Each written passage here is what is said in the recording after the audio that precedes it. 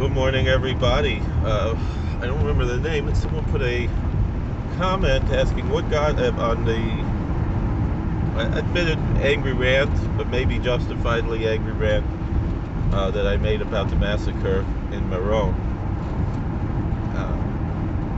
It's not a stampede, it was maybe a human avalanche, but I 100% believe that this was by design, that the Israeli government is trying to make a hostile takeover of the last major pilgrimage place that Hamish Eden can go to. They have the Koisel, they have the Marsamach Pela, they have all the Mokumis Kedoshim, and this is one place. Meron is the one place that is still Altar Kodesh, and that's what the Tzionim want to take it over, and so they murdered 45 innocent holy pilgrims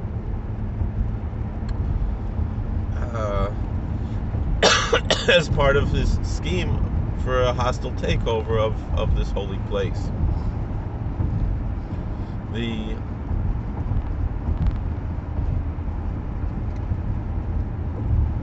question to say, what God do I worship, if I'm blaming the murderers for committing murder, or at least manslaughter. I believe it was at least intentional manslaughter, since it's al pi halacha is al derech grama that they did it.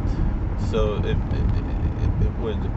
it would be something that they wouldn't be chayav misa for, and actually the people who fell on top of the other people would be chayav golus, and me'ikr hadin, those who made this grama might be potter. It's not a posher thing. What is considered to be actually murder that one would be chayav misa for. But afal pichein, the point that we're saying here, what God do I worship? How does that come into play? Of course, 100% it was God's will, and we cannot understand what God's will was in this, that these holy martyrs should die in a holy place. And we don't understand, and it's horrible, and we're crying about it. We don't understand, we'll never understand it in this world. And anyone who tries to make some kind of a theological argument about why these people were destined to die is foolish, because we don't know. One thing we know is that it's by divine providence. It's 100% God's will, whatever it is. Meaning to say that if a human being, 100% human being, tries to victimize you, it's God's decision whether or not the person will fall as a victim. Even if a person stubs their toe, this is already preordained from heaven. Everything is preordained from heaven, and we don't understand why. And we can't make any cheshbonos, we can't make any calculations. This is why, that's why. No. But that in no way exempts the responsibility of those who committed the act. And it's clear to me, based on the history of institutionalized bigotry against pious Jews that the Zionist movement has had since the 1890s, and the actual murders that are halachically murder that they have committed, and the other chavolos that they've committed throughout history against these communities, these pious communities. There's there's very little doubt in my mind that this was done b'mezid, and whether they intended necessarily to kill the people, that you could argue, but they certainly intended to hurt these people and to make it this way they could make their argument that the place is dangerous because they're not in control.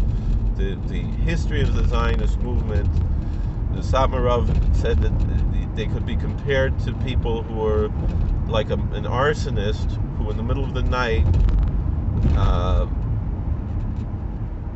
wakes up their victims. So they say, oh, your house is on fire. Oh, you're such a hero. You saved our lives. Meanwhile, they destroyed the house. And this is what we have through the whole history of Zionism since the 1890s. That they, they're the ones who made the Muslims enemies. Jews and Muslims lived in peace. Relatively speaking, it wasn't perfect. But relatively speaking, Rabbi Soloveitchik, who is from the Mizrahi movement, Rabbi Joseph Soloveitchik from Yeshiva University, mono-Orthodox, what you would call a religious Zionist rabbi, although many of my teachers said he was not a Zionist. I know the brother Ruv Shlita always says that Rabbi Soloveitchik is gewein a chush v'yid, is nish gewein kein Sinner. My Rosh Yeshiva was a Talmud of Rabbi Soloveitchik, or Baba Braunspiegel before Shlema. Also, he said in front of the chief rabbis of the state of Israel, I was there, Einai Re'isi, said, my Rebbe, Rabbi Yoshe Ber, is nish gewein kein Yoni, is gewein a voy l'yid. He said that. So, and he said that historically, the state of Israel is what turned around, that the Muslims used to be relatively our friends, have become more, obviously, of course, we suffered through history, became worse. Why? Because like the Satmarov said, the Zionists made them into enemies. This way they can make themselves look like some kind of heroes. This is what happened in 1929 in Hebron. That's one thing that the Zionists often point out. Look, the Arabs hated us before the state of Israel. This, almost 20 years before the state of Israel. In Hebron, there were the massacres, and the thing was that the rabbis there told the Zionists, "Get out of here! You're going to make the Arabs hate us, and we don't want any of this." And even they made a whole political thing out of the Western Wall and all these things, and this led to the massacres again. B'kroivei HaKodesh, by the holy saints. That's where the martyrdom is. That's where God's name is sanctified. Those who are close to God. So these people, they died al Kiddush Hashem, and like I said, I have personal connections to them. And it was 100% by Hashgacha Pratis, and we don't understand it, and no one should try to explain it, and no one should certainly not blame the victims.